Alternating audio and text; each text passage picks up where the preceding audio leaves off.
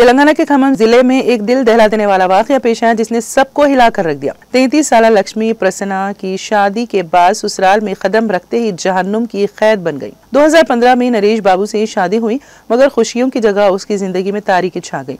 इल्जाम है कि शौहर और उसके घर वाले मजीद जहेज के लालच में लक्ष्मी को 2 साल तक कमरे में कैद रखे, ना पेट भर खाने को दिया, ना वालिदैन से मिलने दिया, बस जुल्म, अजियत और हैवानियत का सिलसिला चलता रहा। गुज़िश्ता दिनों नरेश ने बहाना बनाकर बीवी को सीढ़ियों से गिर गई, मगर जब वालिदैन हॉस्पिटल पहुंचे तो उनके सामने जो मंजर था वो नाकाबिले तस्वुर था। बेटी का जिस्म जख्मों से छलनी था। पुरानी और ताज़ा घाव वाज़ेह कह रहे थे कि यह हादसा नहीं बल्कि कत्ल की दास्तान है, क्योंकि उनकी बेटी की हालत हड्डी के चमड़ा बन गई थी। वालिदैन फूट फूट कर रो पड़े और इल्जाम लगाया कि नरेश और उसके घर वालों ने उनकी बेटी को जहेज की भेंट चढ़ा दिया। पुलिस ने मुश्तबा मौत का मुकदमा दर्ज करके तहकीकात शुरू कर दी। పూల ప్రసన్న మా కూతురండి, మా పిల్లలు వెళ్ళారండి చూడటానికి అమెరికా నుంచి వచ్చి.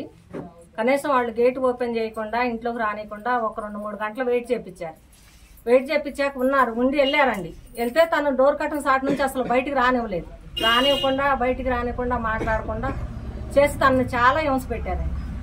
ఆ అమ్మాయి చేతులన్నీ మన పిన్నిసులు కూర్చున్నట్టు అయినాయి అని మా బాబు ఇంటికి వచ్చి చాలా ఇబ్బంది పడ్డాడు, ఏడ్చిండు కూడా. అది 3 సంవత్సరాల క్రితం జరిగింది ఇది. అప్పటి నుంచి ఆ అమ్మాయిని కలవనీయటం కానీ మాట్లాడనీయటం కానీ మంచి చెప్పరు ఏం లేదు. ఏ ఫంక్షన్ అన్నా రానిలేదండి మా ఇళ్ళకి. ఏ ఫంక్షన్ అన్నా ఎప్పుడైనా గొడవ పెట్టుకోవటం, తీసపోయిన కార్డు ఆ గోడల మీద పెట్టి రావటం, ఎప్పుడు పోయినా కూడా ఒక కార్డు తీసుకోవటం కానీ, ఒక మంచి కానీ చెప్పరు కానీ ఏమైనా లేదు. ఒక పండగలని లేదు, తల్లిదండ్రులు లేదు, రావటానికి లేదని అదొకటి తీర్మానం రాంచుకోండి ఫస్టే పోలీస్ స్టేషన్ దగ్గర. అవన్నీ దగ్గర పెట్టుకొని తను అసలు ఎవడనే టచ్లో లేకుండా చేసిండు. తనకి ఇబ్బంది పెట్టారు. నా డౌట్ ఏంటంటే తనని ప్రాణం ఉండగానే ఎక్కడో స్టోర్ రూమ్ లాంటి దాంట్లో పడేశారు. దానికి అవన్నీ గాయాలు అందుకే అని మేము అనుకుంటాం. నేను అనుకుంటాను, నేను ప్రత్యక్షంగా చూసా మొన్న హాస్పిటల్లో రాజమండ్రి దగ్గర. 2 వాళ్ళ అక్క బాగున్నారు. బావ సంగతి అట్టున్నా ఆ అమ్మాయి భూలక్ష్మి ఇది ఉంది తన పేరు. తనది పాత్ర మాత్రం కంప్లీట్గా ఉందని మేము అనుకుంటాం. తన పిల్లని కూడా తనకు దూరం చేశారు. అది మెయిన్ అసలు కూతుర్ని దానికి కాకుండా చేస్తున్నారనే ఆలోచనతో మమ్మల్ని అందరు నీడదొక్కి దాని పిల్ల కోసం అది అక్కడ ఉంది. అది అక్కడే సుఖపట్టానికి ఉండలేదు, భర్త అని ఉండలేదు, పిల్లని దూరం చేస్తున్నారు. దాని పిల్ల దానికి కావాలనే ఆలోచనతో ఉంది. ఇంకొక ఆడపిల్లకి ఇలాంటి ఇబ్బందులు అనేవి రాకూడదు. బాగా అసలు వాళ్ళకి ఏ శిక్షలు అమలైతే ఇవన్నీ చేయండి, వాళ్ళని మాత్రం శిక్షించాల్సిందే, గట్టిగా పడకూడదు.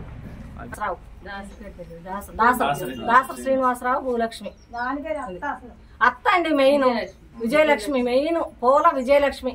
అది మొన్న కూడా అదట్ట శవలాగుంటే అన్నం పట్లం తెచ్చుకొని కుర్చీలో పెట్టుకొని ఓపెన్ చేసుకొని తింటుంది. అసలు ఎట్లా తినవద్దు అనేది అంటే నాకు అర్థం కాలేదు. అది నా పేరు రామశెట్టి చెన్నమ్మ, ముదుగొండ. పూల లక్ష్మీ ప్రసన్న మా చెల్లెలు.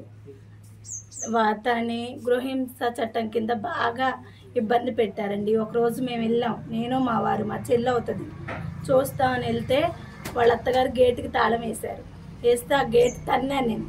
తలుపు తీయకపోయేసరికి గట్టిగా తంటే అప్పుడు వచ్చి ఆ గేట్ తాళం తీసిన తర్వాత ఏంటి ఎందుకు వచ్చారు మీరు అని అడిగింది మమ్మల్ని. అడిగితే నేనన్నా చూస్తానికి వచ్చా, మా చెల్లిని పిల్లని చూపించండి, ఎప్పుడు వచ్చినా చూపించరేంటని అడిగా గట్టిగా. అడిగితే అప్పుడు ప్రసన్న అరే లక్ష్మి అనంగలోనే తను బయటకు వచ్చి మమ్మల్ని చూడంగలోనే అసలు తను ఎలా ఉందంటే అసలు బక్కగా నన్ను రూపురేఖలే లేవండి. వచ్చిన తర్వాత ఏంటమ్మా ఏంటంటే ఒకటే ఏడుస్తుంటే నేను మాట్లాడడానికి కూడా వాళ్ళ అత్తగారు రానిలేదు, మమ్మల్ని దగ్గరికి రానివ్వట్లేదు. ఏంటమ్మా అని అడిగితే చెప్పట్లేదు. నేను పక్కకి వెళ్ళి మాట్లాడదామని వాష్రూమ్కి వెళ్దామని అడిగాను. అమ్మ వాష్రూమ్స్ ఎక్కడరా ప్రసన్న అంటే నువ్వెందుకు వెళ్ళాలి, నేను తీసుకెళ్తాను మీ అక్కనని తను వచ్చింది. మా చెల్లిని మా దగ్గరకు కూడా రానిలేదండి. మళ్ళా తర్వాత 4 నెలల క్రితం మా వారు వెళ్ళారు, అదే అశ్వరావుపేటలో మాకు చుట్టాలు ఉన్నారు, చూస్తానికి వెళ్తే వాళ్ళ అత్తగారి గేటుకి తాళం వేసి అది ఉందండి మా లక్ష్మి ఒకసారి చూపించండి అంటే గేటుకి తాళం వేసండి కుక్కను వదిలింది. మా వారెళ్ళ కుక్కల్లో బయట ఉండి పిలిచి వచ్చారు. ఒక 4 నెలల క్రితమే ఆ పిల్లకి నరక యాతన అనేది అనుభవించింది. ఎవరు చూసామండి మేము కూడా. అమ్మాయి ఎవరితో మాట్లాడకుండా ఇంటి చుట్టూ కూడా సీసీ కెమెరాలు పెట్టారు. తనని ఒక గదిలో హింసించి బంధించినట్లు పెట్టారు. 3 నెలల నుంచి తనకు ఆహారం కూడా లేదు. చూసారు కండి పెళ్లి ఫోటో, ఇప్పుడు ఫోటో. పూల నరేష్ బాబుతో 2015లో మ్యారేజ్ అయిందండి. ఇప్పటికి 10 సంవత్సరాలు అవుతుంది. 3 సంవత్సరాల క్రితం 3 సంవత్సరాల తర్వాత పాప పుట్టాక ఆమెకి ఆడపిల్ల పుట్టిందని పుట్టిండి పంపించేశారు.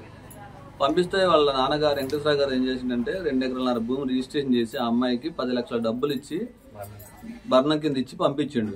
పంపించాక కొన్ని రోజుల పాటు బాగానే ఉన్నారు. తర్వాత ఆ అమ్మాయిని ఫోన్ తీసేసుకొని ఫోన్ మాట్లాడకుండా అట్లా హెరాస్మెంట్ చేస్తున్నారు. ఆ అమ్మాయి 2-3 సార్లు ఫోన్ చేసి చెప్తే వీళ్ళు వెళ్ళి అక్కడికి వెళ్ళి మాట్లాడారు. మాట్లాడితే పెద్ద మనుషులంతా ఏం చేశారంటే మంచిగానే ఉంటాడు అని అక్కడ పంపించి వచ్చాక ఆ అమ్మాయి దగ్గర ఫోన్ తీసేసుకొని ఇక మాట్లాడటం ఏం లేదు. వాడి ఇంటి దగ్గర ఉండకుండా కల్లూరులో ఇల్లు 20 లక్షలకి మంచి ఇల్లు అమ్మేసుకొని అక్కడ అశ్వరాపేటలో వండుకుంటా వాళ్ళ బావ వాళ్ళ అక్క వాళ్ళ మాటలు వినుకుంటా వాళ్ళ అమ్మ మాటలు వినుకుంటా అక్కడే ఉన్నాడు. అక్కడ ఉండి వాడి ఇంటికి ఒక కుక్క కాపల ఒక సీసీ కెమెరాలు పెట్టుకొని ఏ బంధువుల్ని రానియకుండా ఒక కార్డు తీసుకొనియకుండా ఇంటికి రానియకుండా ఏ ఫంక్షన్ తీసారంటే వాడొచ్చి ఇక్కడ ఫంక్షన్లో వచ్చి అందరితో కలిసి మంచిగా నటించుకుంటూ వెళ్ళిపోతాడు. రీసెంట్గా నిన్న ఏం జరిగిందంటే ఫోన్ చేసి అమ్మాయి కింద పడిపోయిందని చెప్పాడు. మేమంతా వెళ్ళి చూసాం. అప్పటికే ఆ అమ్మాయి ప్రాణం పోయింది. వాడు ఈ దగ్గరలో హాస్పిటల్ కాకుండా రాజమండ్రి తీసుకెళ్లి అక్కడ హాస్పిటల్లో జాయిన్ చేసి చచ్చిపోయిన అమ్మాయికి ట్రీట్మెంట్ చేసి ఇంత ఘోరంగా ఉందంటే ఆ అమ్మాయి ఏంటని అడిగితే మీ అమ్మాయి నిన్న కూడా పూలు కోసింది అని చెప్తాడు. మా దగ్గర వీడియోస్ ఉన్నాయండి నిన్న తీసినవి మేము. ఎంత ఘోరంగా అంటే ఆ అమ్మాయికి ఒక 2-3 నెలల నుంచి తిండి లేకుండా స్థానం లేకుండా ఘోరంగా ఉంచిండండి.